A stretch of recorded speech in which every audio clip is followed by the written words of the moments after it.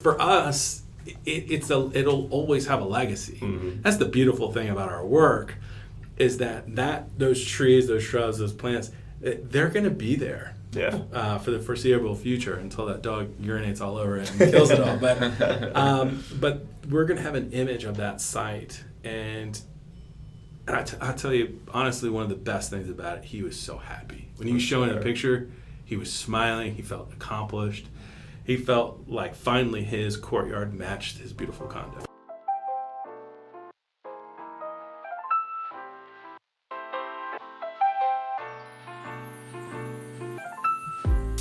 Hey everyone, I'm Arjun, and welcome to the second episode of My First Sale, the podcast where I take you under the hood to see what all you need to do to start your own e-commerce business.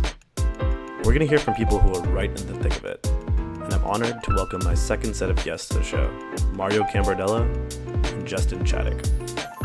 So yeah, thank you so much for being here. I really appreciate you guys coming out, and I think really the point of this podcast was just to sort of try to talk to small to medium-sized e-commerce business owners, hear about the kinds of struggles they've gone through professionally and even if personally came into the mix at all, and try to hear what got them to take that leap and actually start the business they had been wanting to start for probably a long time for a lot of people. Mm-hmm. I think there are a ton of people out there who have that feeling and, innately they're like going to their 9 to 5 every day and feeling like they want to start something, but they don't really know how to get there, and a lot of times hearing from people who have done it pretty recently is the most useful place to start. So yeah, I guess you guys want to just maybe start by introducing yourselves and talking a bit about what your business does. Sure. Well, thank you for the invitation. We're happy to be here. My name is Mario Cambardella, co-founder of ServeScape, and with me to my right, Justin Chaddick, also co-founder of ServeScape. Also happy to be here, but I'll let Mario take it from the top on the introductions, and I can jump in afterwards. Yeah, ServeScape, in its broadest sort of like simplified term, it's a marketplace for people to buy live plants and shop thousands of different types of live plants delivered to job sites for mainly landscapers, but also property managers, property owners. And then your serious hobbyists, your folks that just love being out, the weekend warriors, getting out in their garden. And really, maybe they have a small car and have trouble going to the local nursery and putting that big tree in a hatchback. So this enables customers to get a selection of thousands, low costs, and delivered to a job site. 0 to 1, starting out the business, it really came through from frustration. It was a problem. Right. Because here I was driving, I was a landscape, what they call in the landscape world, a design builder. So I did my own designs and I installed them. Usually very, very custom pieces of landscape design. And so I need to have the right plant for the right design. It was in my vision and the client approved it. I got the okay to buy it. But I couldn't find it. I was calling around all over the place because everybody had their own little specialty around town. Sure. And Atlanta does traffic really well.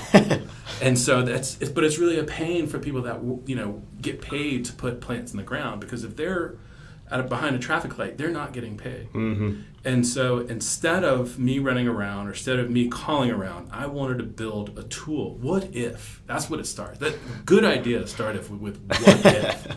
So on its face, we just have plants and deliver them. But it really means more to a lot of other people. And we're really excited about exploring just how far this idea can go. Totally. That makes a lot of sense. And I guess maybe I'll even ask this. How did you guys meet each other? I can take that one. I've known Mario for a long time, and we swam in similar ponds. It was, at a conference you said... or a potluck party or something like that. You had a friend and family that might be interested and had some experience with e-commerce. It could be a good resource and even potential co-founder, because I was really looking for building a team. This was a team approach to kind of launch ServeScape. When I met with Adam, one of Justin's friends that he introduced us, we met at a bar right down the street, and it was noisy and loud, and I'm shouting across the table. We're drinking beers and having a bite to eat. And Adam was very gracious and extremely insightful, wealth of experience and knowledge. But I could tell that he was really kind of sold on staying with his venture, which was something else. Sure. And I, kind of laid it out there. It was probably a 45-minute, 50-minute kind of conversation. And I was putting my best pitch forward, and at the end of it, he said goodbye. Justin hung around, and Justin started asking some really provocative questions. And I turned to him and I said, "I sounds like you're more interested in this." And he said, "I am." And so that really kind of kicked off more of a series of very serious conversations on what a partnership, what a founding team could really do. And people are quick to say it's a fast startup, but relationships takes time. Absolutely, yeah. And there are all these little building blocks in communications, certainly the mortar that hang all of those together. Yeah, we've been talking for 6 months before we really started solidifying stuff. And we definitely have different perspectives. We can speak the same language, which is important. I think that's really important for the first couple people in the room. But you also, it's good to have healthy tension. And I think we've been really good about keeping the communication open and being honest as possible and creating a space where it's okay to have disagreements and we put them on the table and we work through them. Because if you're going to start anything and you're going to try to avoid talking about your problems, it's not going to get very far. You can't, if you're burying problems on day one, that's going to create a big backlog for you. That absolutely, yeah. I think that's super important when you're trying to start a venture, is to have the right partner in mind, right? To have somebody who you can have those discussions with, both ones where you're agreeing on things and having a shared vision, and also ones where you can actually have that dispute in a way that can get resolved, in a way that really compromises both of your opinions. I guess I'm curious, I think when sort of like the average person out there thinks about e-commerce, plants are probably not the first thing that popped in their mind. So just curious, were you guys always interested in sort of the idea of live plants and landscaping, even from like a young age? Like, did you ever find yourselves interested in gardening or things like that, or did it sort of develop over time? You're opening up a can of worms for this guy over here. Career professional. This has been my life. Every piece of work that I've done in my life has been centered around landscape of some sort of living things. Sure. So I'm a landscape architect, professional landscape architect, certified in Georgia. I'm also an environmental planner. I've worked with a lot of living systems and humans' relationship within those. Understanding how environments shape and support human success has been largely a lot of my academic career. And now that I've had a rich history with municipal governance, understanding the social environments of how the natural world affects our social environments, I've seen it firsthand. And so it's such a fun, fascinating field to be a part of shaping the built environment for healthy living. In the face of climate change, in the face of canopy loss, in the face of things that actually you will feel every day, whether it's flooding when it's cold and wet like today, or lack of shade in the summer when it's really, really hot and the ambient temperature is 20 degrees hotter outside of the canopy of a tree as opposed to inside it. We feel it. And I believe that being a part of this community, being a part of the community of growing natural things and building these healthier living systems will always be at the core of why I'm doing what I'm doing. Yeah. And finding people like Justin that believe in that too was really sort of the blood that makes this machine really tick. That's awesome. That's amazing. For me, starting in academia, I was studying things like climate change and the environment and the biological effects of human enterprise on ourselves and the environment. And then I really realized that you have to be in business if you want to change things, because we're in a capitalist society, and there's tons of great researchers out there that are cataloging all of the problems, and I don't want to diminish that at all. It's important work, but Mario and I are both, I think, very action-oriented people, and we want to make ServeScape as successful as possible for our customers, but also to serve the higher interests of our community. Yeah, we believe in the idea of rooted citizenry. And we believe that you don't have to be a citizen of this country or a citizen of this earth or a citizen of your community. You could just be a citizen of your backyard, and you can play your part. And it helps all those other realms. And so we encourage people to be rooted citizens. Plant a tree, plant a berry bush, plant something that's going to provide food for your family, or maybe just food for birds and bees, for anything else. Be a part of something. And that's really what it's all about.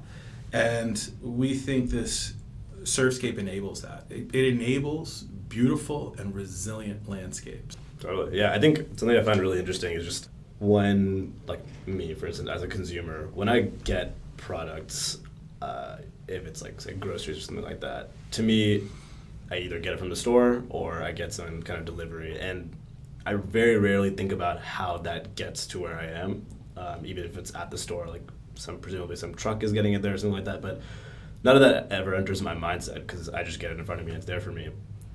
And that is for something simple, like a small thing like groceries. But for a plant, I can only imagine it must be so much more difficult to actually get the stuff to the people who need it. And how do you guys do that?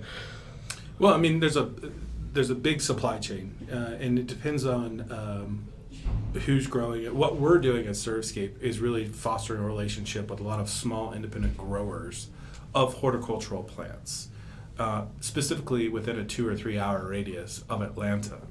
There are the industry, the horticulture industry in Georgia is $864 million industry, and majority of that wealth is within that basically 2 hour radius of Atlanta. Overwhelming majority. And so what we're doing is we're aggregating all those independent growers, their plants and their offerings onto the ServeScape website, thereby providing them exposure to the largest market that they can to increase their sales. Yeah. Just like agriculture market, the horticulture market is getting squeezed out by some of the larger corporate horticulture operations, and some of the smaller growers are feeling the pinch because their access to market gets limited when the bigger horticulture efforts take up most of the shelf space. And the shelf space are these retail nurseries all throughout the city. So what we're doing is providing the infinite shelf for all these buyers of landscape materials so that they can see all the selections that are available, not just the hot sellers from an independent grower, but the independent grower's entire catalog. Totally, yeah. Out of curiosity, even in the early stage, have you guys found any particular types of plants or types of, I guess, growers who seem to be more appealing to the general crowd? High quality ones. Yeah, and so people do ask, what are some of the growers, and they're going to be looking for some of the growers that they know. And so the growers that have been around a while, the steadfast growers that have track record of quality, it's super important that we start with those growers first. Right. When you're trying to get people onto a digital platform that haven't been on before, one thing that we are hyper aware of is, trust isn't gained easily, and it's very easily burned. We have a very fundamental goal of providing the best customer service in that light as possible, because we think that's the only real way that we can create this new digital market for something that has been analog since, the beginning. Fax machines still exist in this industry. Yeah. Oh my God. True. It's insane. Yeah, I think a lot of times we don't think about these like huge industry. I mean, what did you mention? $864 million. That's ridiculous. Where there's so much opportunity for technology to completely transform an industry. I think when you think about a marketplace, one of the things that I guess people mention the most is like being able to build up both sides of that. And it sounds like, through relationships that you guys have built with these growers, you've been able to convince them that this platform is the place where they can have the best access to customers. How are you getting the other side of that marketplace? Like, what kinds of stuff do you guys do typically to get people to check out ServeScape more? Well, we're in the midst of that right now. We've really kind of built the fort, and we haven't really invited many people to it. It's like the whole thing is you build it and they'll come. Well, if they don't know about it, they're not going to come. Build it, then market it. Yeah, build it. We are working on how are we going to introduce ServeScape to a lot of the industry professionals. We have been working with about 5 pretty closely as we're developing the ideas, and they've been sort of our first 5. And this was really important because they provided, obviously opportunities for sales, and then also great feedback. What's working for them, what's not. And these have largely been friends that I've acquired throughout my lifeline in the industry. And so, your friends will always tell you the information that you kind of want to hear sometimes, and because they want to be friendly. But at the same time, I think we have gotten some great insights. We're also looking at physical mailers, postcards and stuff like that, because again, tech is not something that has been many people have tried in this industry. Purchasing plants via the phone or the computer. So we have to go reach them where they are and then explain, in a format that they're very used to, that this is a new emerging way that's going to save them a lot of time and money, and ultimately end up, providing a better landscape for them.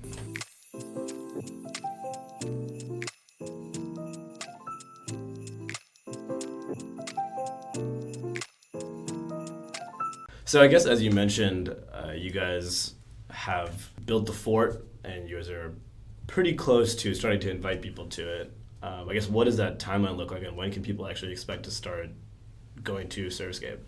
Yeah, so a lot of our initial press release about ServeScape and kind of telling all the benefits and what it can really do for the industry and hobbyists alike, that's going to go out in January. But really, we really kind of targeting our first opening day is the first day of spring, March 19th. But that's when we're really going to do our big push. Right now, it's just friends and family and kind of getting people out on the site and showing them what it can do and really getting some great feedback from our initial users. I think one of the things most important is, in other industries probably have this too, especially food. When you go to a landscape store, either wholesaler or a retail, it's a very sensorial experience. You're smelling it, you're seeing it, you're touching it. You can kind of look at 360 sides of each plant. Part of our value proposition is doing something for our customers that they would do for themselves. And like Mario said, it's sensorial. So, and say you're not sure if you want to buy your bananas online because they might not choose the ones that are right for you. Well, if you order those and 3 out of 3 times they're pretty good, then probably you're going to have your fears alleviated that they don't know how to check for ripeness and treat your bananas, right? But if you get them and 1 out of 3 times, there you look like the only thing they're going to be good for is banana bread, and they're just, super brown, then you're going to be like, well, I don't know if this is actually the service for me. I'd rather just go. Totally. Yeah, it sounds like for you guys, and I mean, true of all small businesses, but especially in this case where you're really forging out an e-commerce in a way that people in this industry haven't before. It sounds like credibility is huge. Just being able to show that you guys are providing the same, if not better, experience for probably cheaper and more convenient than anything else, and that people are still able to actually get those great products. It's meeting the customers where they're at. The first time they do an order, they may just stare at the screen, call us, and tell us what they want. And it's us saying, yes, okay, I can take your order. Next time, you can do this on your own. You don't need us. And that's one of the reasons why we invested with a chatbot, Toucan AI, because we feel that that's a transition. That's a little shout out. That's a transition point, because we feel that that's a way in which our customers can engage some serious questions so they can feel comfortable with their decisions. Absolutely. And actually, I know this is something that the CEO of Shopify Toby Lutke talks about a lot is an entrepreneur's first sale and how that can really sort of like change what the business means to the founders and to even your friends, family, everybody like that. I was wondering if you guys remember really what that first sale was and what the experience was like. Yeah, the first sale was a great one. We got a referral, and so a young attorney who had a beautiful condo in a courtyard in the backyard did not have a beautiful courtyard, had a beautiful condo. And so really needed some landscape love. And so he reached out to us because we offer design services. Mm-hmm. And so we were able to provide the design for him that met his specific needs. He had a dog. He needed to have a dog run area. He wanted Japanese maples. He needed some very specific drainage work. He needed all these pieces plus this landscape that he envisioned, the type of plants he wanted. He went to the website, saw that we did design, and engaged us on that, where we provided him with an illustrative landscape plan, met his needs, and also provided him with a discount or promo code for him to purchase the plants. So he just purchased the plants that he loved, fit the criteria that I kind of mapped for him. It was partial shade. It was kind of dog friendly. It was all these different attributes that were going to work so he was going to have purchased the right plant for the right place. Mm. And so we were really excited because he purchased the design online, and then 3 weeks later, he purchased all the plants online. Oh my God! And they were delivered, and I saw him at New Year's Eve by our mutual friend's house, and he was so proud to show me the pictures of his landscape. That's awesome. That's amazing. Because that is the first bill. That's the first $1 bill. Yeah. And it's for us. It'll always have a legacy. Mm-hmm. That's the beautiful thing about our work, is that those trees, those shrubs, those plants, they're going to be there. Yeah. For the foreseeable future until that dog urinates all over it and kills it all. But we're going to have an image of that site. And I tell you, honestly, one of the best things about it, he was so happy. When you show him a picture, he was smiling. He felt accomplished. He felt like finally his courtyard matched his beautiful condo. Oh, that's awesome. So that's incredible.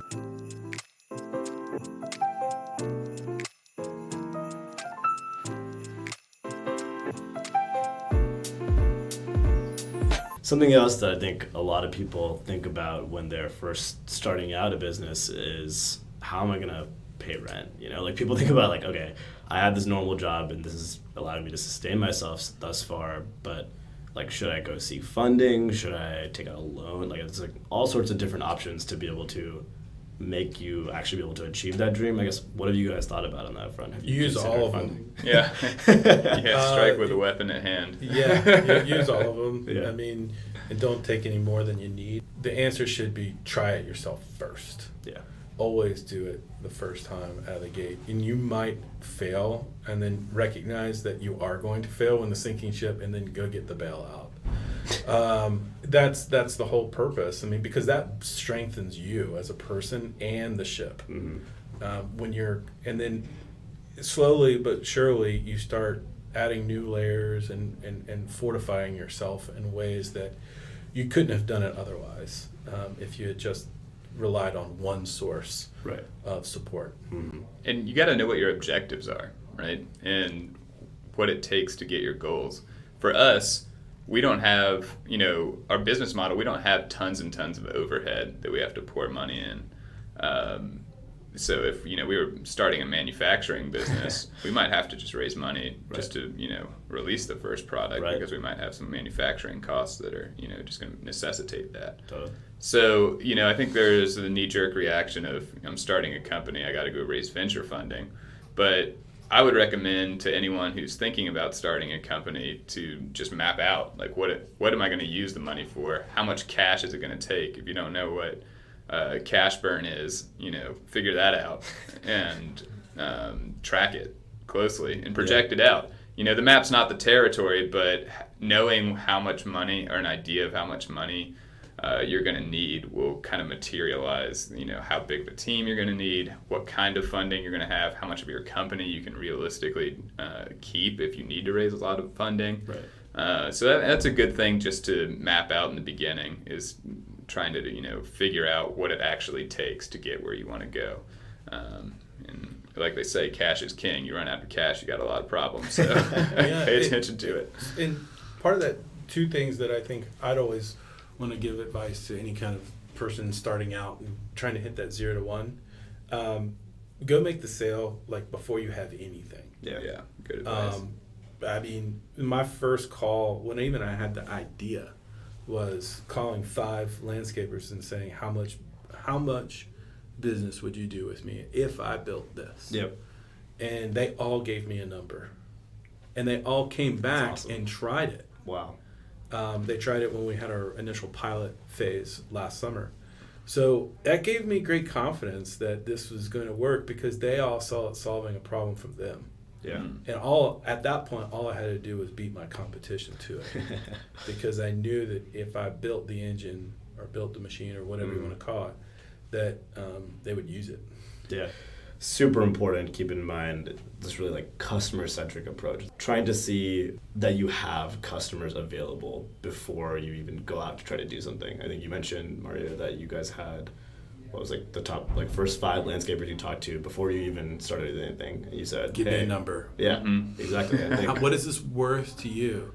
I always do that, and I my wife hates me, but I cook a nice meal, and I'm like, how much is that worth? And Dollars. In dollars. Because I want to imbue wealth. I want to value. And so that you have to start with: are you building something that's going to have value into who? In general, I think there pretty much always comes a point in, I guess, a founder's journey where they feel that everything is just going to shit, for lack of a better phrase. Has that point happened at all, and sort of how did you work through that? I mean, no, I don't think you'll never hear me say that. I'm very much like we have to be battle ready because and that comes from the idea of just like these plants are resilient, we're building resilient landscapes. Yeah. We have to be resilient. Yeah. So I think that, we talk about how we have to prepare for success. Yeah. And we have to focus our energy and our attention about there are going to be many things that come at us that try to prevent us from that success. And this is just one little obstacle on a series of obstacles that's going to require us to constantly iterate, to constantly improve, that continuous improvement. So when you buy into that idea of that where I am today is going to look nothing like where I'm going to be in a year or 5 years or 10 years or 20, then you really don't get distracted with what if I fail. That's awesome. Yeah. I think that makes a lot of sense. Just to add on to what Mario's saying, what is it about what it means to be battle ready? If you're going to start a company or anything worth doing that people haven't done before, if you're not going into it expecting there to be really hard problems that you did not anticipate, then you've got the wrong frame of mind. It's like, I'm going to go climb a mountain that I've never climbed before. And I'm pretty sure I know exactly where I'm going to put all my feet and all the animals that I'm going to encounter and all the weather. It's like, that's just not how life works. So you got to go in with a mentality of, I'm going to try to put, the best toolkit, but what I need in my bag for the journey. But knowing that it's going to change constantly, that you have to adapt. And that's the strength of being small, right? People always talked about being agile.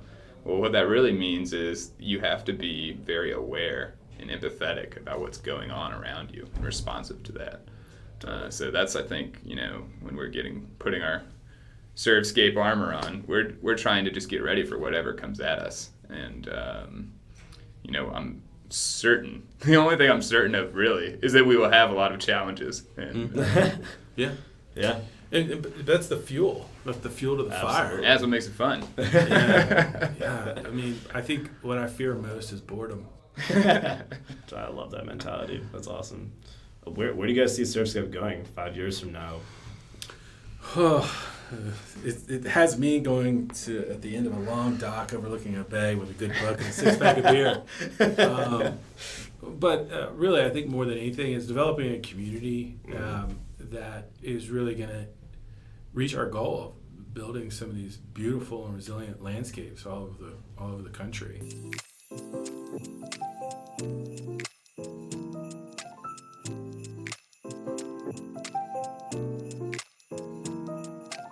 Yeah, so the one thing I wanted to end with was something that I've heard people do in a few different podcasts, and I thought it would be interesting to try it out, sort of like a rapid fire round. Lightning round. All right, Got it. rooftop gardens. Yes. We want to supply the rooftop with all the live plant material that they need. We have a special tab for green roofs. Plants specially designed. Green roofs have microclimates, and it's really important for the owner to understand the microclimate of what the green roof is creating. Mm-hmm. And so walking you through what types of plants will do well on green roofs is something that I have extensive experience with. Yeah. Fulfillment. Our fulfillment is the connectivity and the communication with our growers. That's our key to fulfillment. And we have basically field agents. ServeScape has our own field agents that are securing that connectivity and the communication. Makes sense. Traffic. Awful.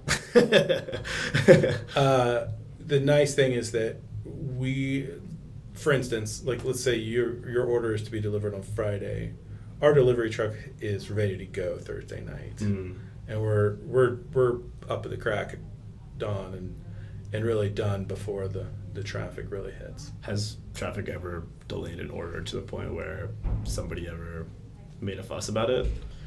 No, not because of traffic. Mm-hmm. What we run into is our deliveries, maybe our delivery driver is getting inundated with questions by the client to understand a little bit more, but they have 3 other places to go to.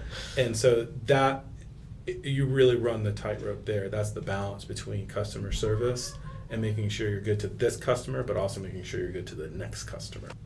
Climate change. On the way.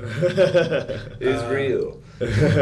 You're seeing the effects of it. You're seeing even in the health of current trees. And so in the industry, you're finding more climate resilient varieties of plants. Mm-hmm. And we actually have an attribute that you can drop down to see more climate resilient plants in anticipation of more days of over 90 degrees every summer. Because it is coming. And I'll just jump in to add, one of the reasons why we have more plants in cities right now, as you might have experienced in Atlanta, the urban heat island effect will add 10 degrees on top of the temperature around everything. And if the heat trends keep going the way they're going, for whatever reason it's happening, that's only going to get worse and worse unless we shade some of this concrete. And I think most of us would rather be under a tree than baking on the Atlanta sidewalk. So Seriously. Hopefully we can help with that. The summer was hot. Amazon? I don't see Amazon playing a role other than in the landscape business because I believe they're so different than books. I mean, yeah. They are living things, Yeah. and they can't be put on a shelf Or in a box. or in a box. Which some people do, but I don't think that's the most scalable way to get plants to a landscape. But it has some other attributes that are very similar to books, right? Yeah. Thousands of varieties, thousands. And they just every year there's more and more. Yeah. Yeah.